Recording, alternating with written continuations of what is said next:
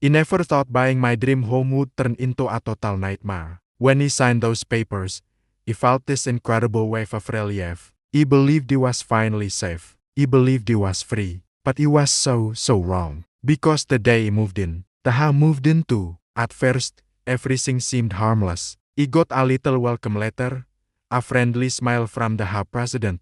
The rules they sent over sounded, reasonable. Keep your lawn tidy.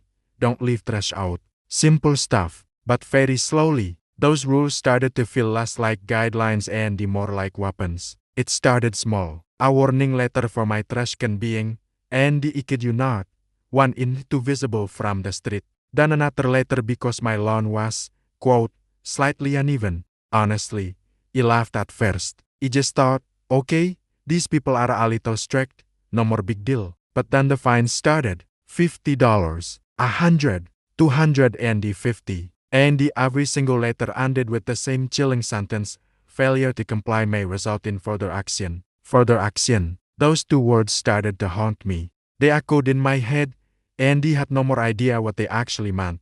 One morning, he walked outside and he found a bright orange notice plastered on my front door. Violation in big, bold letters. What was it this time? Apparently, my house color was not approved. The exact same color it was when he bought the house. When he wanted the house president to question it, he just looked me dead in the eyes and decided, rules are rules. And that's when it hit me. This wasn't about rules. This was about power. It was about control. They started watching me. I'd see them walking by, slowing down. They measured my fence with a tape measure. They took pictures of my driveway. I stopped feeling like a homeowner. I felt like a prisoner in my own house. Every time a car slowed down on my street, my heart would just pound. Then came the final blow. A certified letter arrived in the mail. My hands were literally shaking as he tore it open. The words just jumped off the page.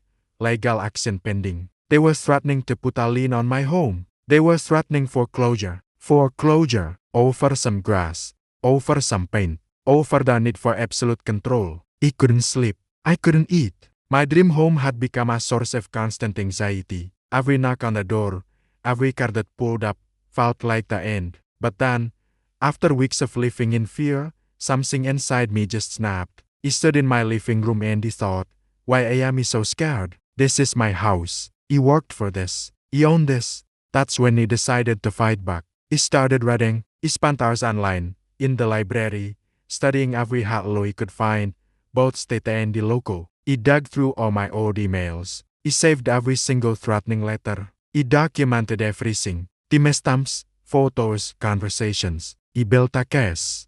And what he discovered shocked me. They were breaking their own rules. The bylaws they were so obsessed with, they weren't even following them. It was a classic case of selective enforcement.